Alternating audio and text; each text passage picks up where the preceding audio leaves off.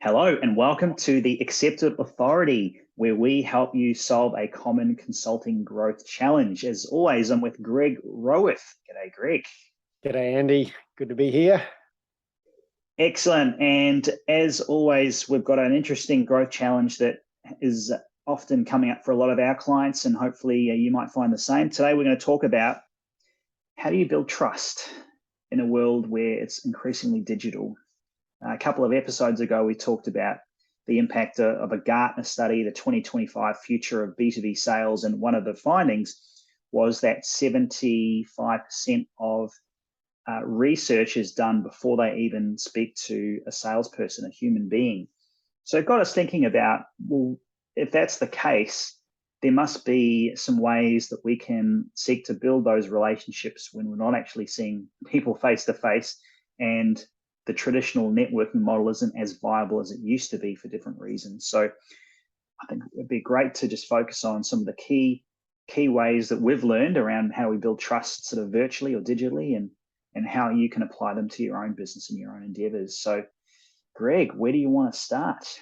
Yeah, well, thanks, Andy. Well, I think, as you say, a lot of the foundational elements of trust or traditional ways that we've applied trust have been eroded. We've had lots of examples of institutionalized trust where the basis of trust has been destroyed by the behavior of people in those institutions, from politicians to priests and even teachers. It's a whole challenging aspect of where society is going now. So traditionally, the areas of trust are harder to achieve, and and there's one of the hardest areas to achieve trust has been in a selling role, and salespeople traditionally don't have a lot of trust going in. As consultants and professionals, perhaps there's been a higher level of trust applied, particularly when most of our sales come through referrals. Then there's an established level of trust that's almost transferred from the relationship we have and that our potential client has with the referrer.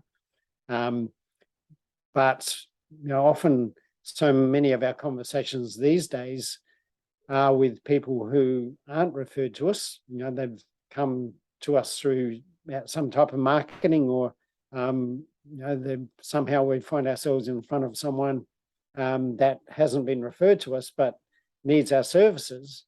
But in that situation, we don't have the same level of trust that we would have had in a referral situation. So I find trying to sell to people in that situation without the same level of trust to start with, it makes that a very problematic situation.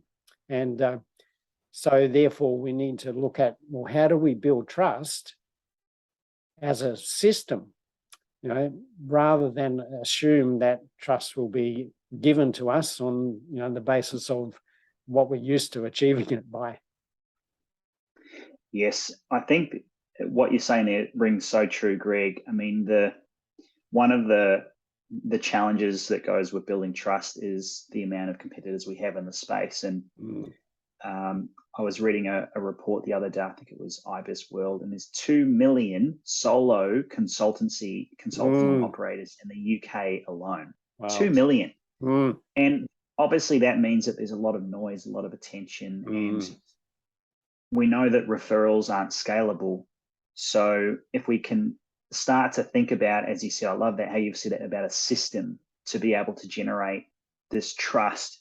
Perhaps if we go back a step and think about what's the buyer journey now look like, and we know that really it starts with probably our LinkedIn profile, and then the website that we have of our business.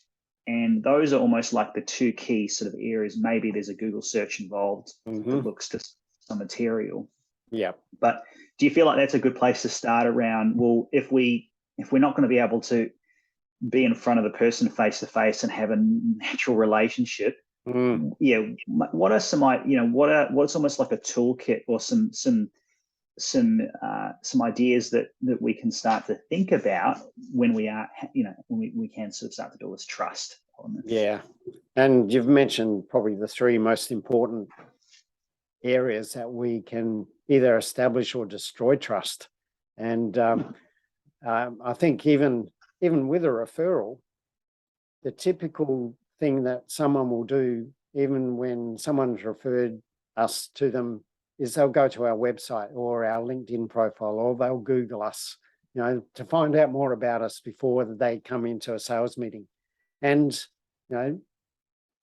as I said, it's a place where we can destroy trust because if they see our website and it's 10 years old, out of date, is unprofessional, then that trust is eroded. Maybe not damaged totally beyond all hope, but people are going to start to have doubts about, well, how professional are they? Their website's not even up to date. Can't even see them on the website. Another pet hate of mine is having a professional service firm website where you can't see who's behind it. Who are the people running this business? People don't do business with firms; they do business with people. And so your firm and the way you present the firm needs to show who are the people behind the firm.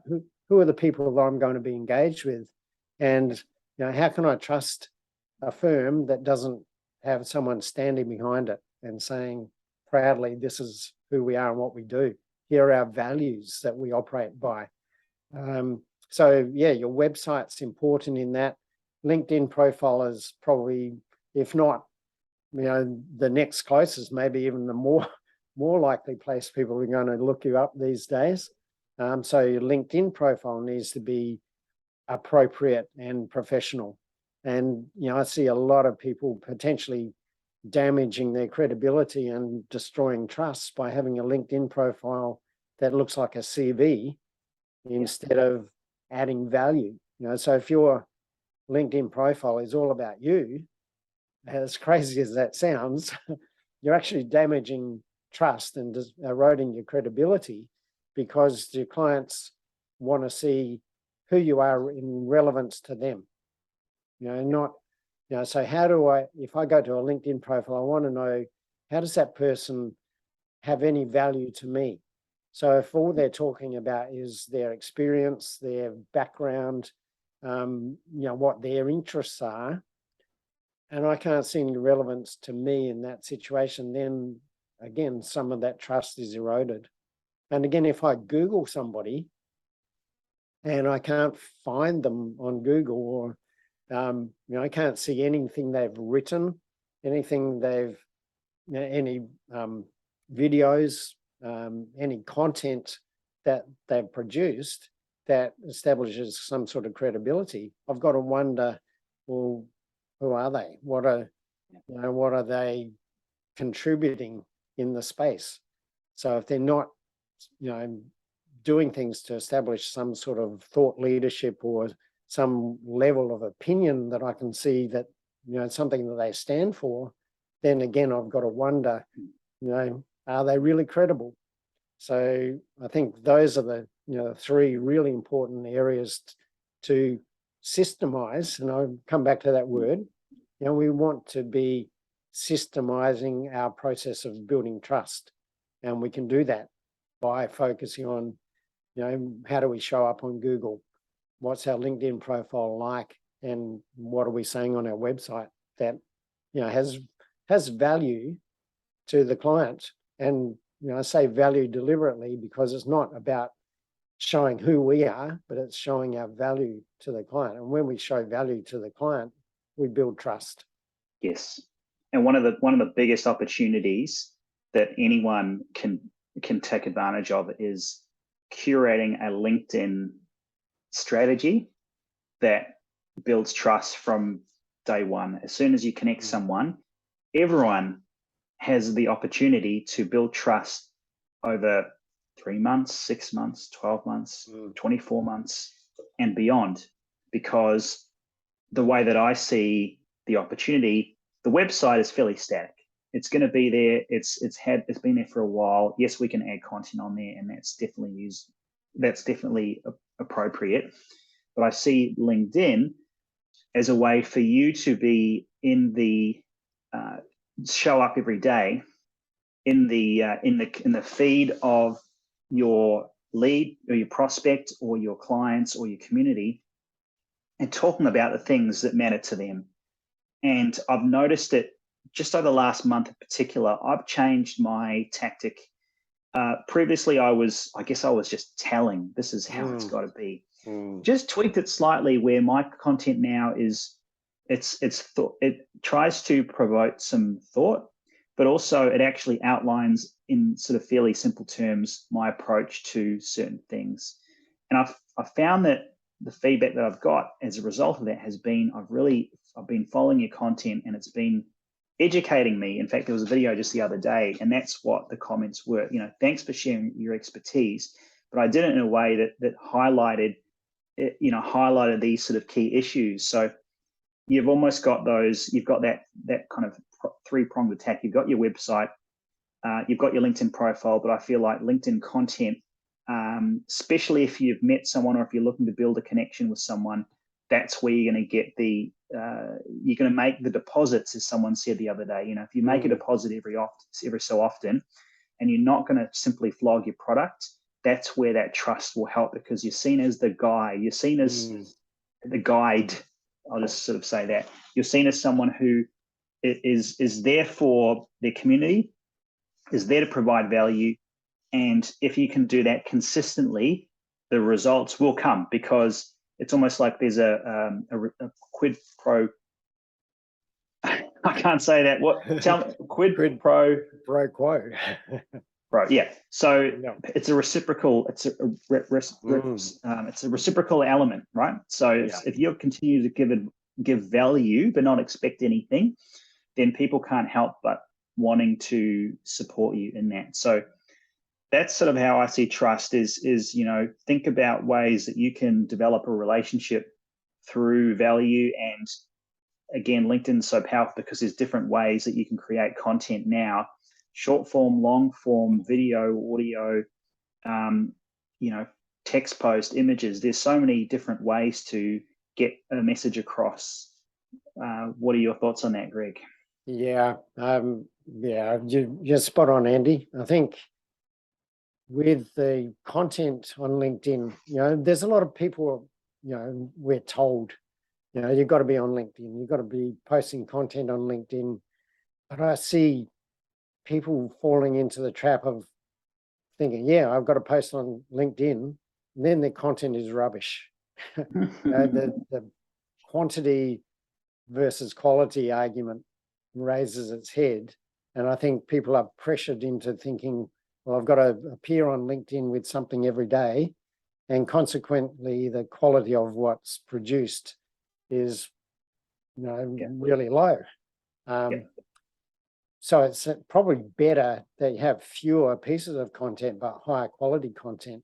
And when I say high quality content too, I think a lot of people, have low level content where it's just, like a meme or a quote from somebody else that they put on there.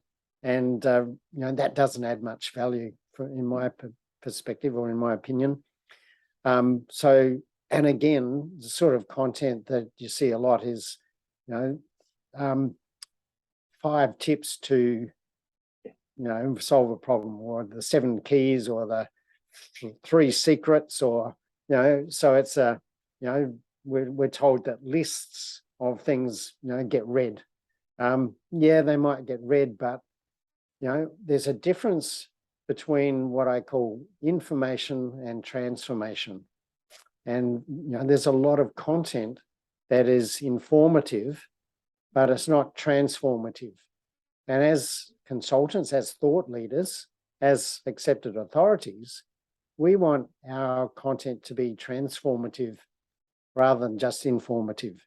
informative content's okay.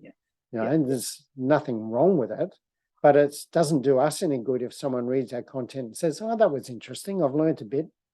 But they don't take any action. We want to be transformative so that when people read our content or watch our videos, they take action. They see that as, wow, I've learned something really important. I need to do something about that. And that's the level that we build trust. Information might build some level of credibility, but to really build trust, we want people to change their thinking, to change their thinking and change their beliefs so they actually take action.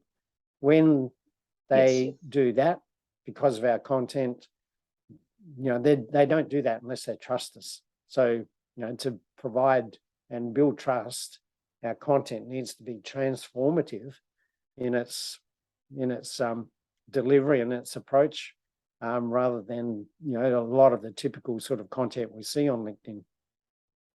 And I think that just to add to that too, the opportunity again that I've been dabbling in, but I'm going to commit to it. I'm saying it on this podcast, so it's going to happen, is actually commenting. So I find that commenting is commenting is actually content, if you think about it. Yes. If you're able to provide almost mini nuggets of your opinion, or simply just get the conversation going, and that is in itself, like, I feel like that's its own section. Yes, you spend time creating your own curated content, but I think there's definitely the area that 98% of people don't do is actually creating and commenting on not just your prospects, but also your clients, people that are in the same bracket as you, who have good sized followings, hashtags relevant to your industry. It's almost like it needs a whole section of your time on commenting, and it doesn't mean that you're spending 8 hours every day, because it's not sustainable. But I think spending or dedicating a few hours a week just going in there and doing your deposits, making an impact, creating some thoughtful, thoughtful gold for other people to, whether you want to challenge someone's idea, but essentially you're leaving those deposits. I think that's really the opportunity that doesn't get talked about enough. But if you're looking to build trust, then spending the time to find someone's post, think about something, rather not just saying, yeah, great, thanks for sharing, but actually thinking about a thoughtful question or answer. That's going to, and you do that every day, 5 days a week for 12 months. The amount of people that I've connected with who have said that that's the way that they've built their community, they've built their trust in their business, it keeps popping up. So it's got to be the way forward, but it takes time, and you've got to have the mindset that it's as important as writing that post. I love that, Andy. It's very good point. And there's something that not many people are saying. It's all about putting content on your profile, but definitely commenting on other people's posts, and without wanting to be provocative or objectionist. If you do see something you disagree with, what's wrong with calling that out? And I think that's, again, as an authority, we have different opinions. We take a stance on what we believe. So and there's going to be other people who have a difference of opinion. There's nothing wrong with calling that out and saying, well, here's, I don't see it that way. Here's how I see it. In fact, going back 10 years probably now, I saw an article in a magazine, an online magazine, that talked about 10 ways to, and I disagree with 8 of their points. So I wrote an article, submitted that the next day, and said, here's my take on those 8 points, and I made my point. And that article got a lot of engagement, a lot of comments back, and probably a spike on my website traffic because of that. But yeah, we have to take a stand as an authority, and when we take a stand and aren't afraid to hold back on our opinion about things, then people start to take notice of us and ideally want to know more about what we think. Yes, if it's good enough for Gary V, then I think maybe not to the extent that I think he's fairly obsessive with good luck to him. But I feel like for us who just want to get some cadence going, I feel like that's a really key aspect. So really, to sum up, because we've covered some great stuff, so really the conversation is around how do you build trust in this sort of digital world that we're moving into even more now. 3 areas that we covered, really. The first thing is your website. It needs to be relevant. It needs to focus on the challenges that your prospect has, but also it needs to be professional. So website is the first point of call, and the LinkedIn profile is the second. Make it about your prospect and not about you. So think about how you can add value. And the third piece is around commenting.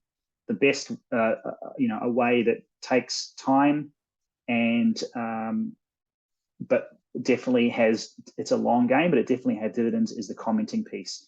Spend some time thinking about how you can make an impact, and really it's your path to build trust and build your authority every day by commenting. So anything you wanted to add to that, Greg? Yeah, one final point. I think remiss to not have mentioned it earlier, but telling people our why is probably the most important thing that we can do to build trust. Because when people understand why we do things, why we have the opinion we have, why we are contributing in the way we try to contribute, then that establishes a baseline that is an incredible trust builder for us. So when people know our why, they can align with our thinking and our understanding, and we build followers that way. And so making sure part of our exposure on our website, on LinkedIn, covers the why. Why are we doing it? What's our purpose? What are our values? And really helping people see where we're coming from and what we stand for. Love that, Greg. Very well put. So thank you for your time, and thanks for listening. This has been the Accepted Authority. So where can we find you, Greg? We want to know more. Right. Yes. On my website, so businessflightpath.com, and a lot of content you'll find from me on LinkedIn, and hopefully some transformative content you'll find there. Just do a search for Greg Roworth on LinkedIn, and there's plenty for you to read and learn from my content there. Excellent. And you can find me on LinkedIn at Andy Marmont, and our website is concurve.com.au. This has been the Accepted Authority. Thanks so much for listening and for watching, and we'll see you next time. Bye.